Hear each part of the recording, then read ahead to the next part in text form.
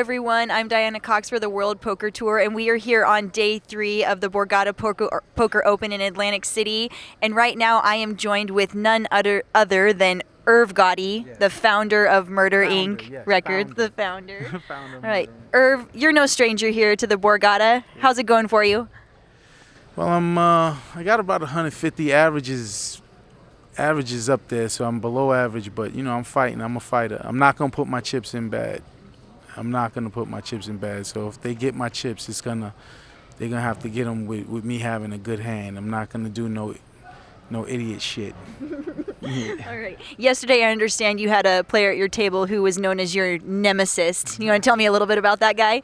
Well, he turned out to be my savior, my nemesis, because he played a hand that he should have took all my chips. I had pocket kings, and I made it 4,200 to go, but he limped. First position, he limped, and when people do that, I'm always wary of it. You know what I'm saying? Like, because they could have aces, they could have a big hand. So the flop was actually, he called me, and the flop was actually Queen 9 Deuce, which is a perfect flop for kings. So he checked. I bet 8,200, and he just smooth called me. Now, if he would have raised me right there, he gets all my chips, because I'm gonna re-raise him with kings, hoping he has like ace queen or whatever, and he had pocket deuces. So I checked the turn. He checked the turn, and he overbet the pot on the river 30,000. I snap called him. So after that, I was kind of gunning for him. Whenever a guy clips me up for like 40 or 50K in chips, I want him back. He didn't know, but it's funny because at dinner break we was walking and we was talking, and I said, you saved me, because if you play that hand, all you had to do is raise me on the flop and you get every chip.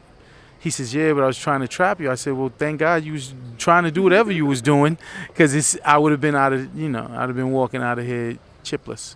Did he know who he was up against? Did he know that you had a name for him? Nah, he didn't know. I was pretty quiet. I sit there, I listen to my Jay-Z, DMX, and Ja records all day. Some of the new stuff, Meek Mills and Rick Ross, and I zone out really, because Phil Ivey is like one of my best friends. I've known Phil for like 12, 13 years, and he usually tells me don't fraternize. He says, poker's a kill sport. It's Hunger Games out there. Okay. You gotta kill.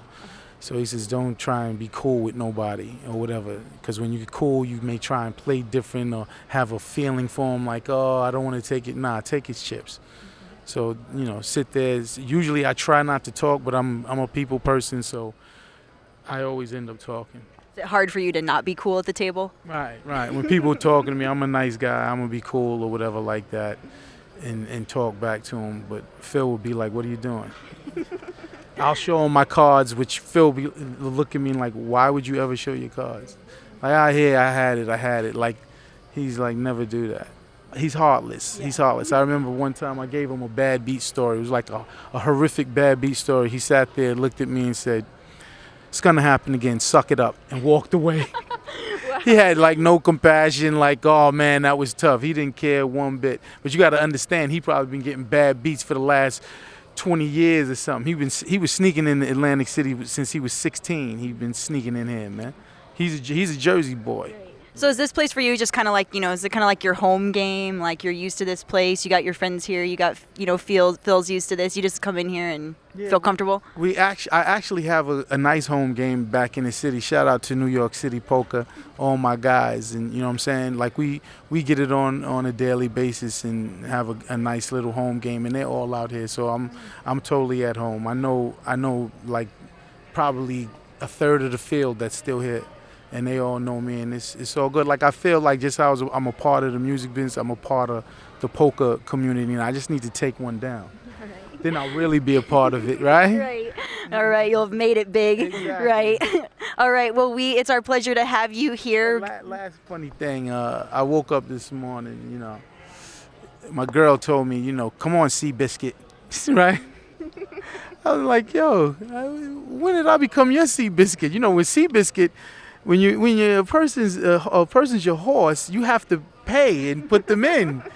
I said, how did I become your Seabiscuit? But she's the best. Right. She's the best. So big shout out to Casey.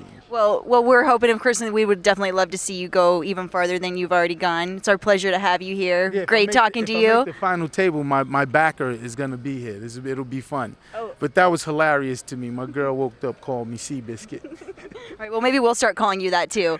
Yeah, come go Seabiscuit, pull it in.